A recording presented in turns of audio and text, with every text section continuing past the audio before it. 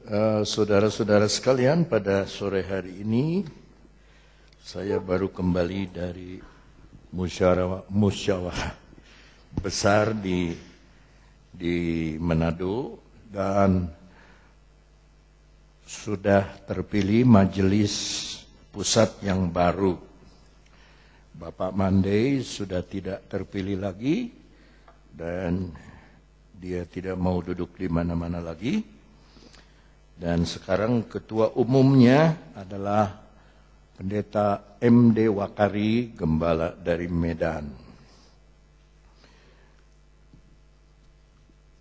Jadi pengurusnya sudah baru semua. Dan saya diminta menjadi ketua satu. Jadi gembala saudara sekarang menjadi ketua satu dari 16.000 gereja Pantekosta di seluruh Indonesia dan dunia. Ya, sebab jadi pekerjaan saya sangat berat. Bahkan saya diminta untuk mundur dari majelis daerah karena tugas di pusat akan sangat berat. Saya ada di bawah menjadi biro dari pertumbuhan gereja, langsung ke nomor 2, jadi sangat mengejutkan ya. Tapi ini sudah ada 2 orang yang mendengar suara, dua-duanya satu dari Kerawang, satu dari Rengas Dengklok, satu dari Cikarang, satu bapak dari Kerawang waktu tahun baru, 29 Januari, tanggal 29 Januari. Dia dengar khotbah saya di Jakarta, tiba-tiba dia dengar suara. Dia dengar suara, ini ketua MP. Jadi dia nggak bisa tidur, jadi dia cerita sama saya. Om, saya dengar suara ini dari Tuhan apa enggak? Bukan. Apa ya suaranya? Om katanya akan jadi ketua MP. Saya nggak mau bikin kecewa dia. Jadi saya bilang tinggal satu lagi saksi. Kalau baru satu nggak. Kalau ada orang mimpi, saya main-main gitu. Baru saya percaya. Temannya sendiri dari Bandung lagi naik mobil, dia bilang sama temannya ini, saya mimpi tadi malam. Mimpi apa? Sebab saya dengar dari temannya, saya tiba-tiba terbang naik ke atas pakai baju putih. Kalau itu meninggal saya bilang. Tapi untung pakai baju batik, saudara. Pakai baju batik, belum meninggal. Baju batik naik ke atas. Wah, sampai merinding katanya. Yang dengarnya itu merinding. Karena saya sudah bilang tinggal satu lagi. Ya. Dan saudara-saudara, ada 3 yang akan menjadi ketua umum, yaitu Bapak Mandai, Bapak Wakari, dan Hendrik Runtukahu dari Jawa Timur. Saya mengundurkan diri. Tidak, saya bilang, nggak usah dah. Ya. Bahkan pada hari sebelum pemilihan, orang lain ikut rapat, orang lain ikut ini, saya tidur. Disuruh sama Tuhan, tidur. Tidur, sudah tahu tidur kan, soimuk? Tidur. Jadi dari pagi itu saya tidur, memang kurang tidur. Saya tidur sampai sore. Baru, ya, saya maju ke kebaktian, ikut kebaktian. Dan begitu pemilihan, saya nggak mau ikut, keluar. Minum kopi, ngobrol sama teman. Datang yang datang, om, gimana, nggak mau lihat? Nggak, saya udah tahu siapa yang akan terpilih. Ya. Dan terpilihlah yang saya sudah perkirakan. Bapak Wakari terpilih jadi ketua. Bedanya 517 suara, Bapak Mandai dapat 333 suara. Lalu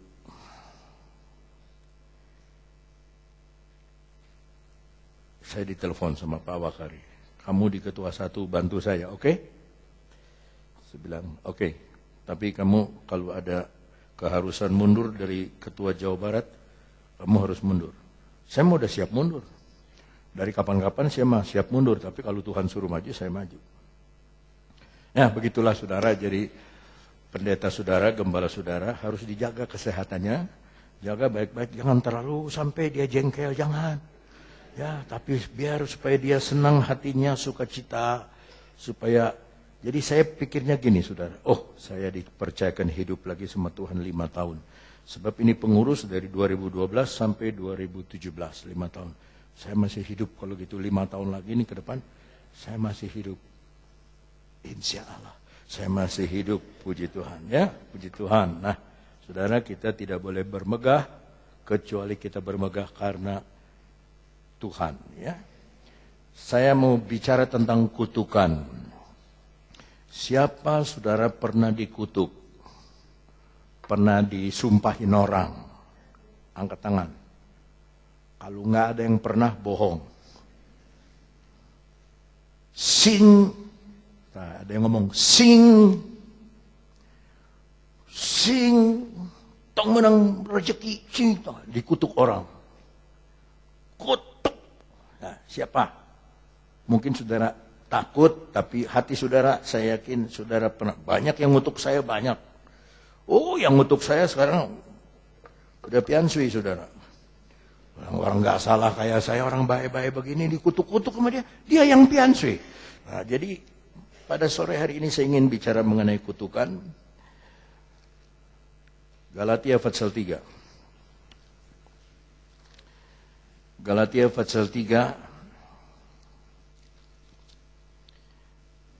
ayatnya yang ke-13 dan 14. Jangan ada yang ngomong ya kalau saya lagi khotbah. 1, 2, 2,5, 3. Kristus telah menebus kita dari kutuk hukum Taurat dengan jalan menjadi kutuk karena kita, sebab ada tertulis, terkutuklah orang yang digantung pada kayu salib. Kristus, Tuhan Yesus, telah, sudah belum? Kalau telah, sudah belum? Sudah menebus kita dari kutuk hukum Taurat. Dari semua kutukan yang ada di dunia, kutuk hukum Taurat itu kutukan yang paling besar. Kutukan yang paling berat. Tapi Tuhan sudah menebus kita dari kutukan hukum Taurat. Dia berkata, dengan jalan menjadi dia sendiri dijadikan kutuk karena kita. Menjadi kutuk karena kita, sebab ada tertulis dulu, di perjanjian lama, terkutuklah orang yang digantung pada kayu salib. Nah, Yesus menjadi kutuk karena kita. Sekali lagi saya minta saudara perhatikan, Yesus dijadikan kutuk. Dia dikutuk. Di atas salib itu dia dikutuk. Tapi karena dia dikutuk, saudara dan saya bebas dari kutukan. Maka datang kata menebus. Dia sudah menebus kita dari kutukan. Dengan kita tahu ini, saudara jangan percaya kalau ada orang berkata, itu orang kayak dikutuk ya. Itu dia dagangnya nggak maju-maju, dia mungkin terkutuk. Jangan percaya. Sebab Yesus sudah menebus kita dari kutuk yang paling berat. Dia sudah menebus kita. Dia sendiri menjadi kutuk. Saudara bebas dari kutukan. Ngomong kiri kanan, kita bebas dari kutukan. Ngomong tuh di toel atau apa. Kok kita bebas dari kutukan. Ayo ngomong. Haleluya.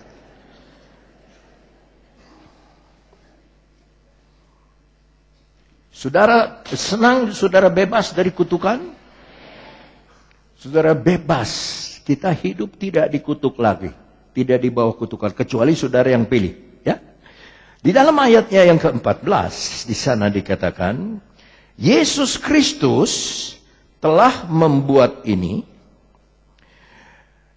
Yesus Kristus telah menjadi kutuk. Telah membuat ini. Membuat apa? Dia dijadikan kutuk. Dia disalib di atas bukit Golgota, supaya saudara mengenal dari iman Kristiani. Yesus Kristus telah membuat ini supaya di dalam Dia, di dalam siapa? Berkat Abraham sampai kepada bangsa-bangsa lain. Saya tidak janjian sama saudara Roy yang bawa renungan tadi. Nggak janjian, tiba-tiba aja ada yang bisik. Roy suruh kasih renungan. Dia bicara tadi tentang kutuk dan berkat. Nah sekarang saya ingin bicara bahwa di dalam Yesus saudara sudah bebas dari kutukan. Yang percaya tepuk tangan untuk Tuhan.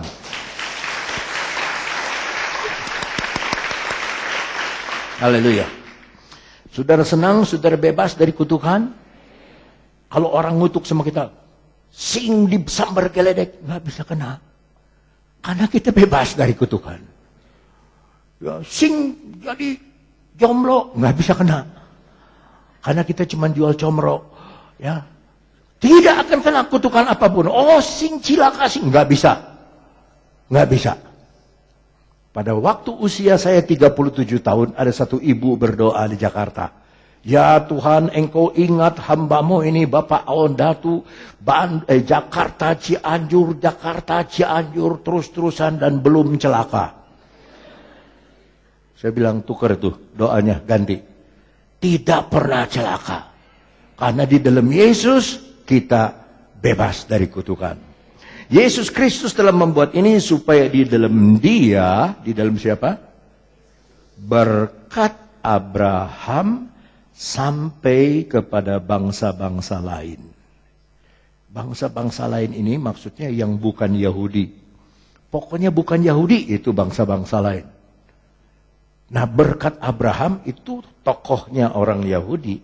Kok sampai kepada kita orang bukan Yahudi? Sebagai orang Kristen, ada yang orang Tionghoa, ada orang Jawa, ada orang Sunda, ada kayak saya campuran, ya, wote papa igniren, wote mama cungkoren, wote campuran. Jadi papa saya Om Yan itu adalah igniren, orang Indonesia, mama saya Tancuanyo, cungkoren, kawin, lahirlah saya campuran, ya. Jadi saudara. Walaupun campuran, kita tidak di bawah kutuk lagi, tapi berkat Abraham, saya nggak kenal Abraham loh. Saya cuma baca ceritanya dari Alkitab. Saya kasih nama orang yang mau dibaptis, kalau suami istri, Abraham dan Sarai. Abraham dan Sarah. Saya cuma baca apa yang Tuhan berkati sama Abraham. Tapi mari kita lihat berkat Abraham itu, sama-sama kita baca. Berkat Abraham sampai kepada bangsa-bangsa lain. Sebelum berkat Abraham sampai, saya mau tanya, ada yang tahu berkat Abraham itu apa?